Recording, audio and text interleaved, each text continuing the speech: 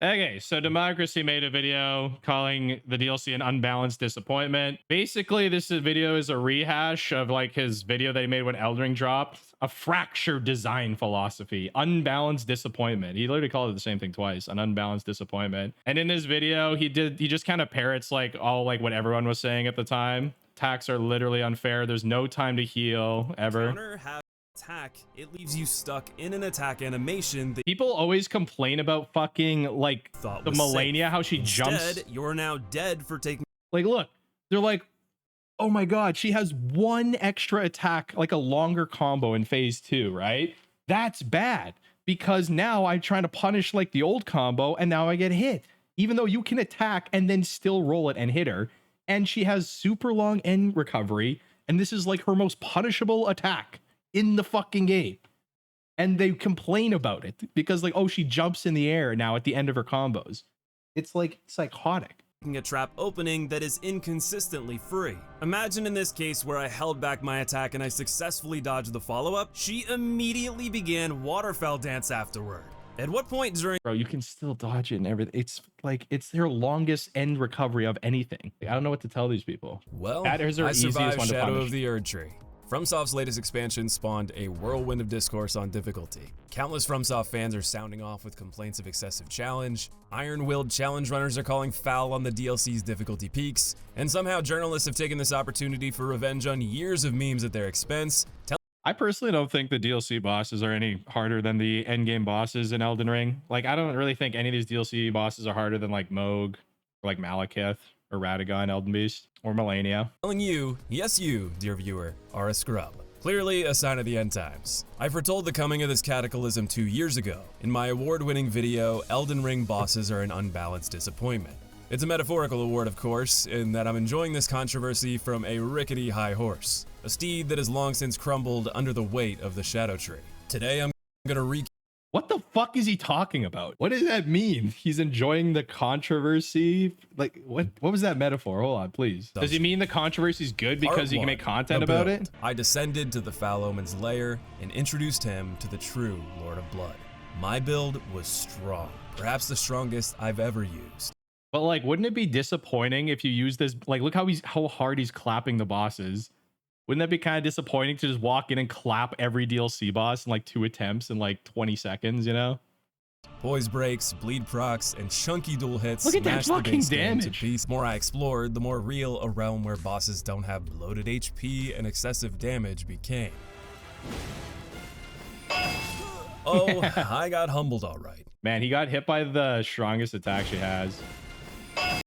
So this, you're taking buff fire damage, buff intelligence damage, double hit from paired light greatswords, plus he got hit by the beam. The thing is, all of like Rolana's other attacks do fucking no damage. Like, I can tank all her hits on my rune level 1 while naked.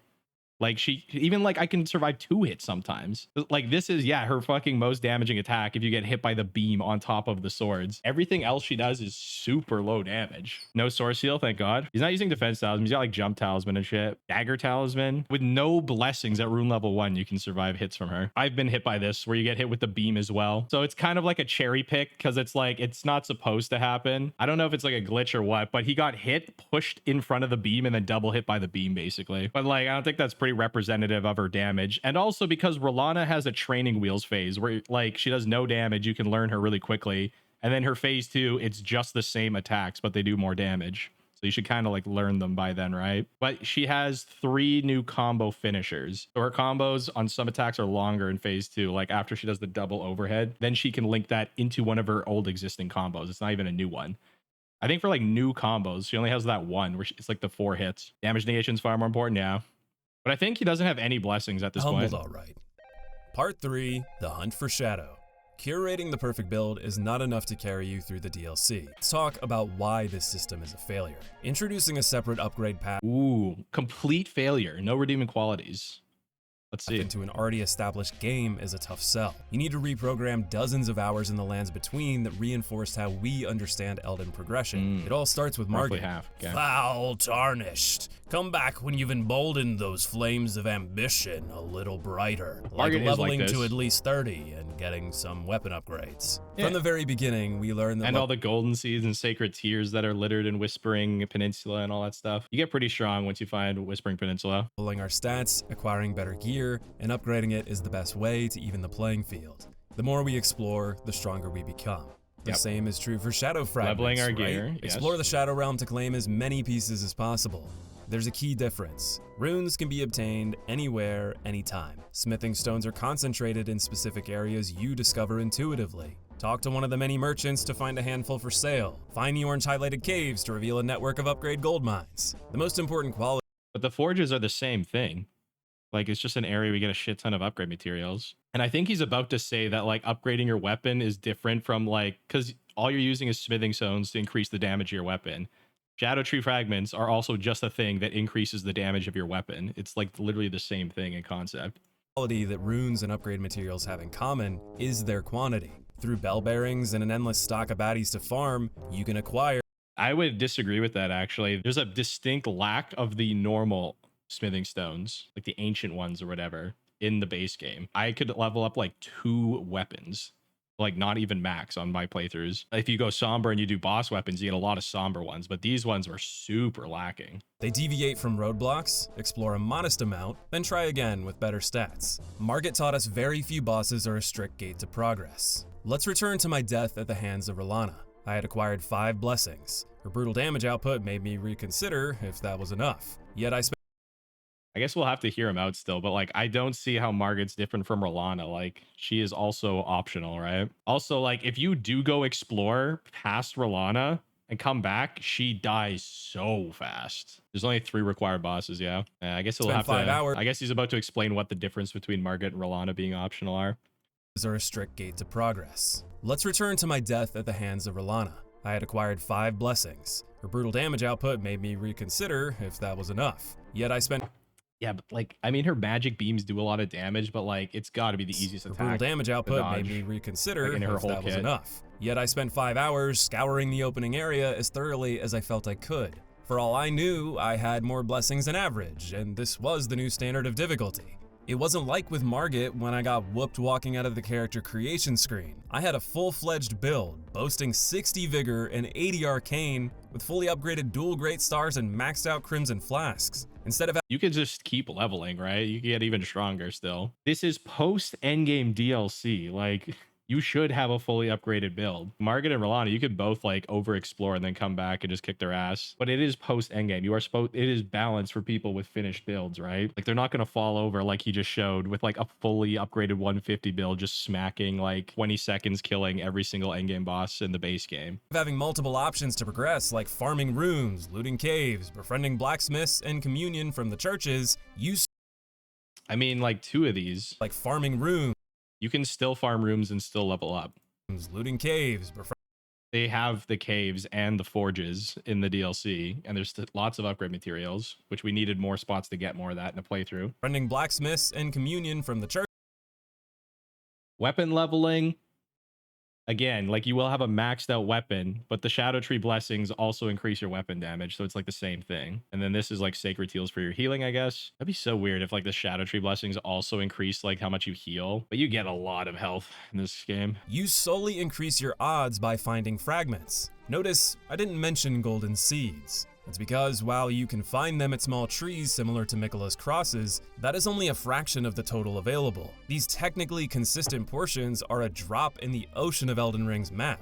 Stumbling upon them relies on extensive exploration. The devs seem aware of this, as they included I don't know, they're in pretty obvious locations. If you miss like a lot of the golden trees in the game, like, I have no idea like what you're doing. Like, they put them like right in front of you, basically, like where you're gonna go. far more seeds than you actually need to fully upgrade your flask. Why they didn't afford the same logic for shadow fragments, your guess is as good as mine. To their credit, Well, the thing is, you max it out and you have extra, right? But with this, you don't have to max it out, because if you get to like level 13, you're basically maxed out. Anything past that is just like very minimal, like increases. So like, in a sense, it's the same way. Like, the true max is like level 13 blessing level, and then anything after that is like, it's like 13 or 14 or 15 or something like that, I don't remember. And you can get to level 14 without killing a boss, any single boss in the DLC. The difference between level like 14 and 20 is like nothing. So like, in the same sense, you don't have to find all of them either. It is just as good or like good enough, basically. You don't need like blessing level 20. And like I said, you can get to the cap, like the soft cap or hard cap, whatever you want to call it, by not killing a single boss in the DLC. In a map of Miquella's crosses that expands as you progress. And then yeah, literally they give you maps that like just tell you where they are. Plus the Scadutree blessings I found are like in pretty obvious through spots. the story, but again, these represent a fraction of the whole. A total that includes ridiculously obscure locations, like a tiny indent in a nondescript cliff. Out of the massive Cerulean coast, The pot guys, I think there's only like 3 or 4 of them in the entire game that have Scadutree fragments, right? And yeah, there's this one in the side cave. Pretty much all the other ones I can think of are just like the most obvious locations possible. They're like in these like huts and like churches that you can see from like miles away as like a point of interest that draws you to it, right? Like the pot guys, there's the one guy there by that village of beast things. There's the one guy in Morth Runes. And there's the one guy in the ancient ruins of Ra, which is like the only one I'd really expect people to miss. Most people. Like the first thing I did in the DLC was kill a pot guy and get that fragment. Oh, that's the 4th one, the guy by in Gravesite playing. I got to blessing level 19. I went out of my way to not explore and not try too hard to find all the caves and side dungeons. I don't fucking ride along and stare at the walls. I missed a lot of side dungeons, but I still got to blessing level 19 in under 40 hours. Like he just cherry picked like the only somewhat obscure ones, really. like this encouraged me to hug cliffs and rotate clockwise around the map, praying I wouldn't miss anything. See, this is like the trap that I try not to fall into of like, oh, I can't miss anything. You have to just like mentally fight against that. It's like people that hoard all like 900 healing potions in Skyrim. Just use them. Like, just don't fucking hoard shit. Oh, I'll really need this. Like, you have to, that's like one thing you have to force yourself to not do. Because it's not like the game problem. It's like a gamer problem, right? We're just like the way we behave is kind of dumb. You have to like kind of fight against that. Which frankly, sucked. I enjoy exploring Elden Ring. It's one of the game's biggest strengths. The base game is designed in such a way that you don't need to see everything for a balanced and fun playthrough. In fact, it's to your benefit. The more you explore, the See, like, I don't understand why they didn't carry that attitude to the DLC. Even less so, there's like, you don't really need to like do anything, right? The whole DLC is optional in itself. So like the optional side content, the optional DLC, I didn't really care too hard to like force myself to find every cave and shit like that, right? Like you could just apply this mentality to the DLC. The more you realize how frequently assets are recycled to give the illusion of depth. The uniqueness begins to fade into tedium when you go the completionist route. I point again to Golden Seeds as evidence the devs understood this. Another example is only needing to slay 2 demigods to access the capital city. It's not that they don't think it's worth killing every demigod, but they realize the average player isn't gonna find them all. So they chose not to leave you progression locked against more obscure lords like Rickard. I don't understand why this logic changed for the DLC. Doing my 10th lap around the Shadow Realm and the I don't see how just because of the Scadutree blessings existing that like you can't explore the same way from the DLC compared to the base game. The Golden Seeds having more than necessary to max out. Scadutree blessings you don't have to max out. That is the completionist route. That is completely optional. The DLC you only have to fight 3 bosses total, so like it's even more so like that. Also, hold on. this system is communicated. How poorly it's communicated. What does that mean? I keep hearkening back to Margit's Stonewall of Newbies, encouraging you to explore and progress. If he deals too much damage to you, you can immediately see tangible benefit in leveling vigor. Your HP bar is larger, your margin of error increases. Same is true for damage. You upgrade a weapon and it receives a nice +X next to it, signifying the attack increase. While the offensive and defensive benefits from blessings have the same effect, it's much less intuitive. You only get a golden highlight over your existing stats. Your HP bar doesn't change, there's no upgrade to your weapon, you just trust the game that you're now dealing more and taking less damage. So is it like no one can understand how armor works or things that don't like that just boost your damage negation and not your health bar? Like no one knows what armor does either. The Scadutree blessing bolsters the recipient's abilities to deal and negate damage, but has no influence outside of the realm of shadow. This explicit pop-up that pauses your game and tells you how it works the second you pick one up. It's not communicated well enough, unlike in Dark Souls 1, where they went out of their way to explain everything to you, right? 90% of these players don't read.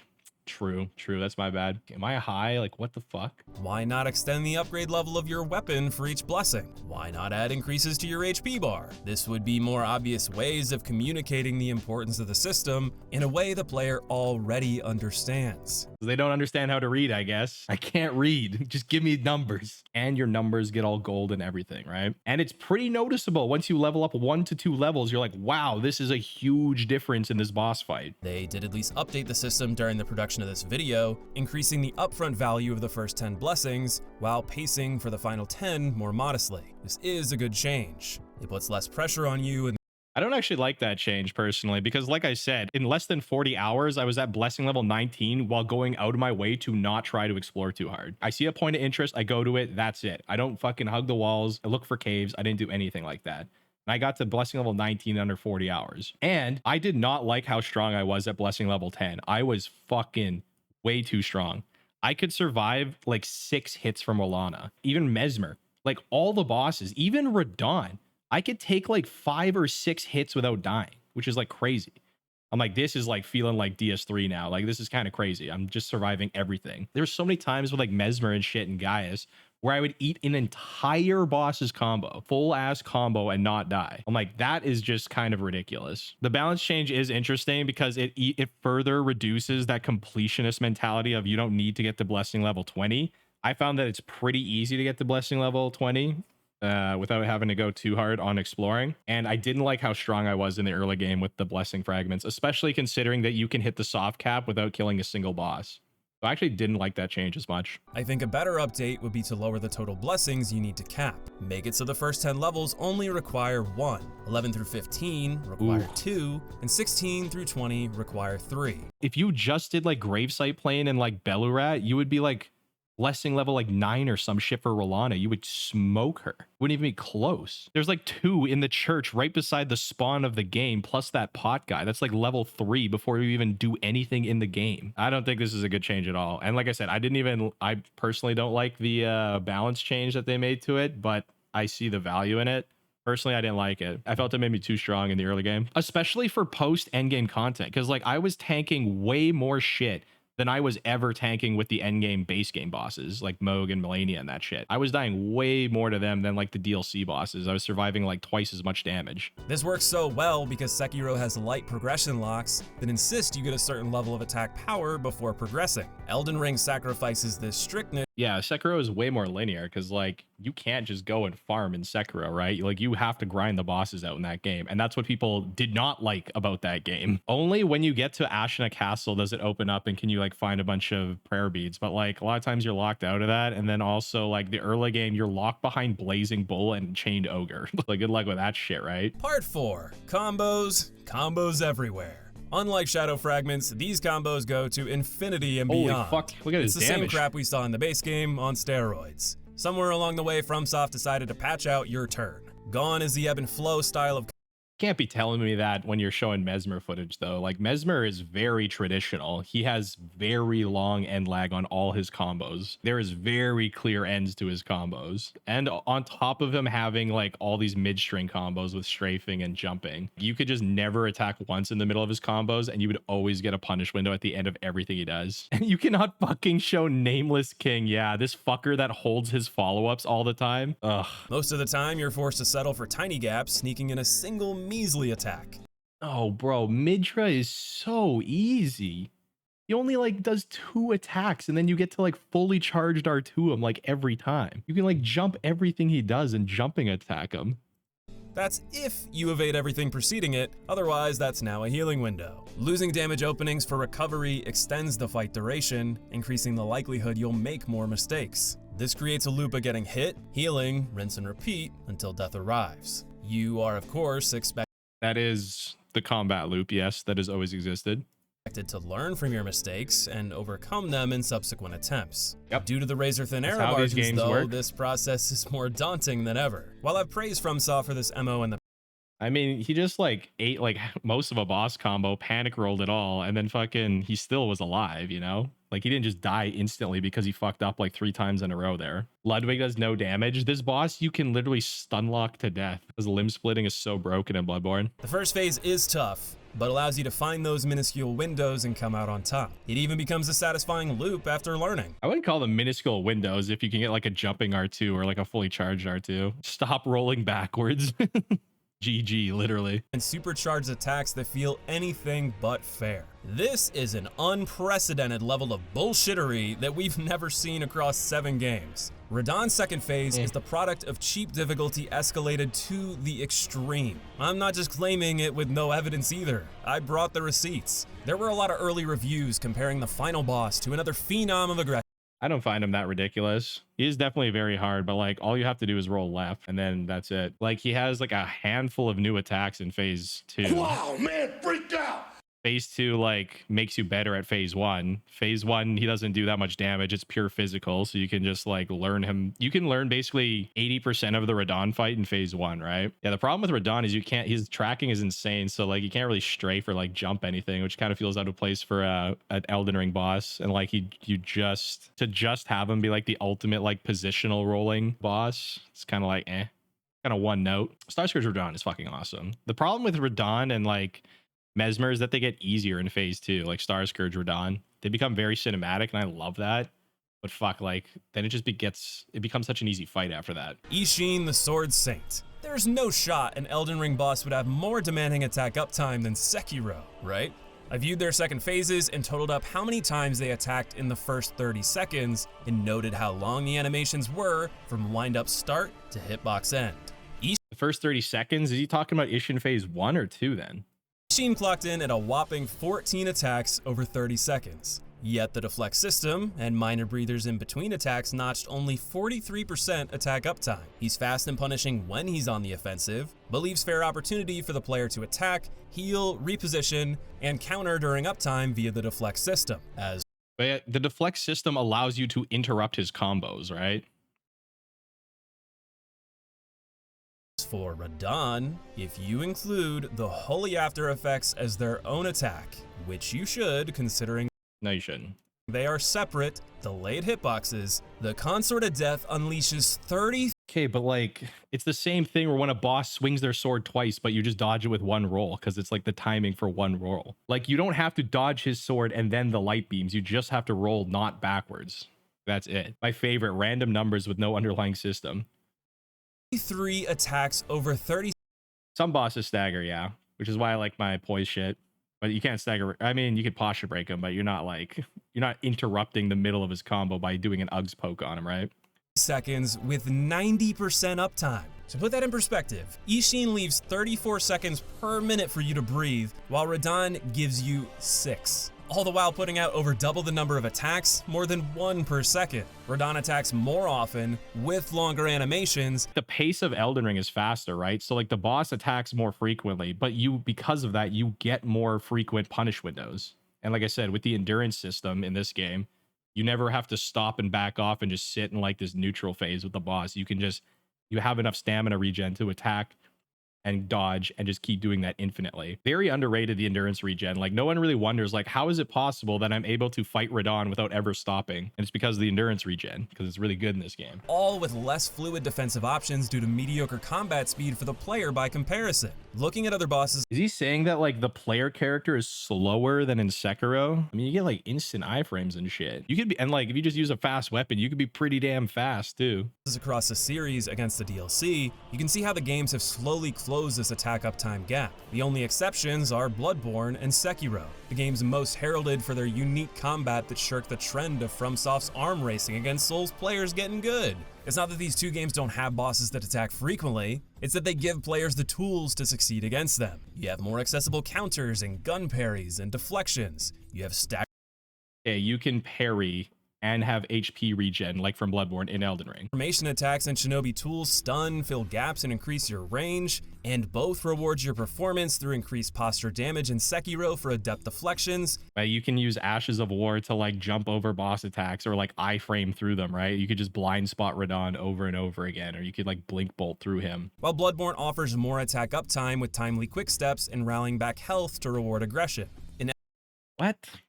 It's the same. The quick step is the same as the roll. The animation's different. Like, that's it. In Elden Ring, you get to withstand an unprecedented flurry of offense while barely having anything more at your disposal than was offered almost a decade ago in Dark Souls 3. Attack uptime. And man, you have guard countering, you have like iframe Ashes of War, like that do anime shit. You know, you have the mixed physic, you have the Sekiro deflect. You can literally just Sekiro deflect and posture break. You have way more fleshed out magic system and spell system. Like, you just have all the tools in Elden Ring. Like, of every game they've ever made are in this game. Yeah, and then when people complain about Sekiro, they're like, it's just L1 spam. But now Sekiro has tools and Elden Ring doesn't. Exactly. Remember when everyone was complaining that prosthetics are dumb and optional and no one uses them? Yeah, trying to like argue that there's not any tools compared to like the previous games is kind of insane. It's like you have every single tool of every game they've made in Elden Ring. Time only tells the story at a high level. Looking more closely, the DLC is rampant with large get-off-me AoEs that one-shot anyone who dares take the only lengthy opening available, persistent hitboxes on its. But he didn't get one shot. And even though he got hit twice, that attack is bullshit, the laser attack. But again, I don't really mind that because it's like, I wish Sekiro encouraged prosthetic use more. And like, I like how this game, you can use Ashes of War to like deal with shit like that, right? Like Vow of the Indomitable or something. I don't feel this like fetishization of like needing to be able to medium roll everything. Raptor of the Mist, like blink bolt through the fucking laser. Whatever you want to do, right? Block it with a shield. And a lack of restraint with special effects that obscure visibility. Mesmer, for example, is a boss I quite like. While he's still amplified to Elden Ring's levels of absurdity, there is clear downtime to gain from adept evasion and understanding of his moveset. Yet I was frustrated when learning the fight, because his magma effects and snake transformations made it hard to read and respond naturally. Instead, what? His snake phase is so easy. It's too easy. I had to get pummeled a dozen times until I could memorize dodge timings. This was better executed as recently as the base game. Am I crazy? Like, why is it bad that you have to learn the dodge timings? Are these people playing this game and not knowing the timings at all and just guessing and like that's good? Like, am I high? Am I the only one who learns dodge timings? For all the things we could pile on Melania for, the majority of her attacks have very clear tells. The clicks of the... What? Now Melania was the perfect example of tell animations? Are you crazy? Prosthetic, the motion of her blade, sliding it down with subtle sparks flying. Dude, she can like link anything into anything, and like she has so many attacks that have like crazy fast startup. Like, what do you mean? Different postures, quick steps, and jumps are all clear and intuitive to understand. She literally animation cancels. Like this is what I mean. Like, every time we have a new game, the rose tinted glasses come on. It's like, oh, it was so much better before. Bro, Melania is like the worst for that shit. Mesmer's snake phase is like the easiest shit to dodge. Readability isn't the only victim of excessive effects. Great optimization and performance has never been FromSoft's strong suit. Yet I can't recall even Bloodborne dropping frames as badly as this DLC. What? One Reborn crashes my PlayStation 4. What do you mean? The blood splatter and shit. Like, Lady Maria has so much blood splatter in Arena that it fucking tanks the FPS. Bloodborne had a ton of fucking FPS issues. Lauren Darkbeast is like fucking unplayable. Like, One Reborn has literally crashed my PlayStation 4 because of all the blood explosions. Yeah, it lags every time you pop a limb because so much blood shoots out. What is this, bro? Divine Beast's weather effects should have forecasted a chance of raining frame drops. Rolana's moon bombs took my frame rate with them. This is excusing outright bugs like deathknight.exe that stopped working in the middle of our fight. I didn't want to win like this, so I tried jumping on him to wake him up, and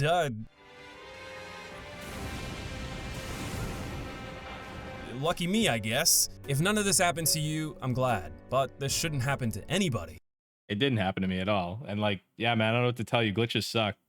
You think this ruined his entire DLC experience? That one where the AI broke for a second? Yeah, like if your GPU didn't handle it, like that sucks, man. As for stylistic decisions like excessive special effects and stringing the camera for Bale and the hippo on a bouncy ball in their crotches, I can't say I agree it's worth the cost. The lock-on's on the hippo and Bale's head, though. I never understand this. When people walk underneath a dragon, they're like, I can't see the entire dragon. It's like, yeah, no shit. I wonder why. Like, what is the camera supposed to do? Fucking zoom out and become a top-down game? Don't go underneath the dragon. They even made the dragon crawl on the ground with his guts swinging against it like a fucking bear ready for hibernation. They made Bale lay on the ground so you don't just go underneath them. Like the camera and the lock on for the camera is on their head. So like, I don't understand that. Adding the flurry of oppressive offense, obscured tells, and poor combat performance together, I reiterate FromSoft's. I hate that too. Everyone always like shits on the tell animations, but in Elden Ring, the tell animations are cleaner than in any of their games. Like all the startup animations are unique enough. The animations in this game are so good and so fluid. Very rarely, rarer than any other game previously, confusing two different attacks. They really took it up a notch, I think, with the animations in this game. But it's like people don't like learn the boss yet. They haven't played it enough. And so they're like, oh, the tell animations are bullshit because I haven't learned it yet. Like everyone bitches about Margit's like quick dagger. He fucking holds his hand in the air ready to summon the dagger. It's like when people said Godric's Storm Assault was like undodgeable, like unreactable. I faced Malenia before and after the DLC. Before, she took me a dozen attempts, and after, I was able to beat her on the first try. Bosses like Godfrey and Radagon Wow, he got better. The DLC made him better at the game. that were once daunting for me fell easily. Not only from skill honed by the DLC, you now gain an absurd amount of runes through it. You may not carry your blessings into the Erd Tree, but you carry millions of runes that scale you well beyond what New Game once encouraged. Wait, is he like talking about going back from the DLC and then playing the game? Because that's kind of just like doing the DLC, leveling up with all the insane runes you get, and then just like killing the early game too. And it's like, yeah, you fought Malenia a shit ton. Like, Don't even get me started on previous games. Going back to those bosses feels like I'm having a nice picnic in a field of flowers with all the downtime they offer. All of this is to say, yeah, exactly. Like, I like the fast combat because now it's like I go back to play DS1 and DS2. I'm like, fuck, I do not like the combat in these games. They're slow as hell, just pretty boring. FromSoft thus far has set a gold standard in that arena more often than not. Dude, the discourse around Sekiro when it came out was crazy. People hated Sekiro like viscerally for like over a year. No one was like, oh dude, like it's still so fair and balanced. The way I see it, you have two options to overcome the DLC bosses. Suffer and get good in spite of odds unfairly scaled against you solo, or give up and summon. I spent a large part of the previous essay going over my problems with the Spirit Summon system, so I'll try not to dwell on it here. The long and short is designing Elden Ring bosses to be aggressive enough to maintain some modicum of difficulty when you have a pocket ally makes the solo experience an optional challenge that no longer feels as fun as it used to. Regardless, I always hate this. People always complain because like I didn't like the summon system either. I'm like, I don't like summoning. But then I talked to so many people who are like, I love summoning. It's awesome. I love this game. I'm like, all right, fucking let them have it. They like to play that way, so fucking leave it in there. Because like summoning has always been in the games, so you could always summon people, even like NPCs, right? When you're offline, like for Pontiff, you can summon like fucking 3 different NPCs. I don't know. I just hate how like people are always like, they put spirit ashes in the game and then just immediately thought, okay, we have free reign to make like undodgeable, like cancerous bosses that are like way overtuned. Now we can do this. Like they're kind of just unrelated. The bosses are too hard because spirit summons are in the game, so they must have overtuned the bosses just because the spirit system exists. regardless of your position on the Spirit Summons inclusion, the lack of balance for true solo play is a disappointment for those who came to expect it from all their previous titles. My disdain for summoning personally has nothing to do with pride or ego, it's that it swings the difficulty too far in the opposite direction. If playing solo is now excessively difficult, playing with summons is too easy to the point of being unfulfilling. FromSoft's combat system is designed with one-on-one encounters in mind. Enemy AI is not suited to tackle multiple combatants at once. Bosses attack either you or your summon, requiring them to amplify attack counts and uptime. Their sporadic aggro choices make target selection a dice roll, making for wildly random encounters. Like solo, you end up relying on attack. Yeah, that's why a lot of people like summoning, because it's absolute chaos and the boss is like juiced on health. That's the appeal to people that summon. I never like get this, like the whole like now the bosses are too hard because spirit summons exist. Like they balance the bosses around spirit summons so that the boss is like super aggressive and can take like 3 people at once. But actually the boss AI completely breaks and they can't handle 2 people at once and you just shit stomp them. So like, which is it? Did they tune the bosses to be able to deal with the fucking summons? Or did they not? The randomness, I guess, is the balance, yeah, of like the aggro swapping. I fought Bale solo first, only summoning Egon after winning via a save state. It took me 6 attempts solo. Wanna guess how many with Bale's nemesis? 1. It was Bro, he 6th tried Bale, and we're sitting here complaining that this shit's way too hard. It was a cinematic marvel, suffering less from the special effect overkill with clear tells, good diversity of attacks and reasonable ways to counter, but it felt awkward resorting to hitting the legs and tail when the spectacle encouraged you to fight head on. Yeah, you are supposed to hit him in the head.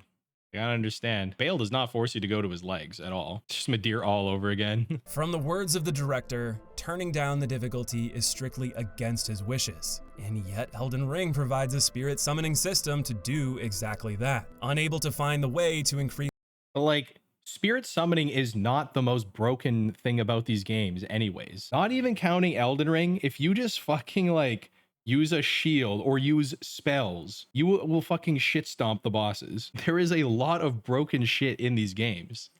Like, there is way more broken shit you can do to the bosses than like summon a mimic tier to make it like a trivial, like easy mode cakewalk. Literally using buffs is stronger than using mimic tier by a long shot. the difficulty in a fair and balanced manner, they throw a kitchen sink of heightened aggression at you. Meanwhile, your personal tools are stagnant, encouraging you to rely on automated elements with no skill expression to solve encounters for you. Bro, what skill expression are we talking about?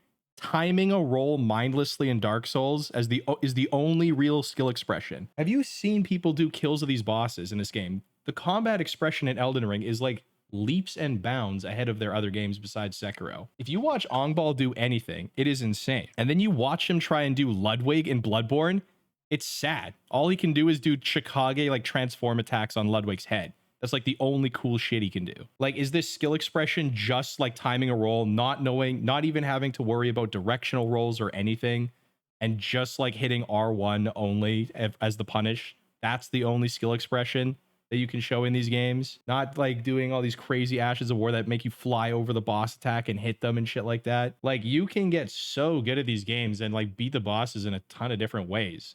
And like, there's different ways to punish everything.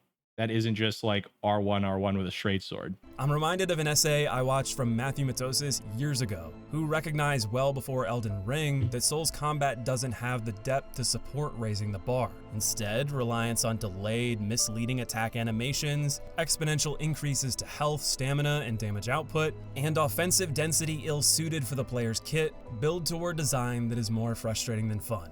I'm baffled that Bloodborne and Sekiro were brilliant evolutions of Souls combat that were left behind in favor of a fifth entry with largely the same tools we've been using since Demon Souls. If the answer to overinflated difficulty is for You didn't have weapon arts in Demon Souls. Like, we have a lot more shit. Crimson World Tears, Great Runes, guard countering, the martial arts again. Is that like a separate thing? I don't know. Like all the playstyle shit, you know? Jumping adds so much depth to this game. It's a whole new dimension of like dodging and attacking bosses. So fucking underrated.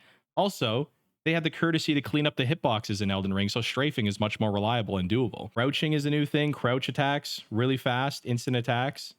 You can duck some attacks by crouching, just way better like spell options too, like Eternal Darkness and shit. Yeah, they give us way more stamina. Like, I swear to God, they give you more stamina than Bloodborne. Plus, you can parry like in Sekiro in this game now. They made spells so much more spammable. You can use so many spells now. Spirit summoning is new. Matthew never whined about the bosses being unfair. There is a lot more shit in Elden Ring than Dark Souls in those games. It's like the same shit. You just dodge the attack and hit the boss. His points were about how he preferred puzzle bosses over roll punish over reliance. Just yeah, dude, I don't even know what to say. That was like an insane video. Yeah, so his points were like the whole Scadutree blessing system was a complete failure, and like there being no new tools to deal with the bosses in the game is kind of insane. Especially like if you like the Elden Ring base game, I don't see how the DLC bosses are any different compared to the base game of Elden Ring at all. Like, honestly, I found the DLC to be easier than the end game of Elden Ring for sure.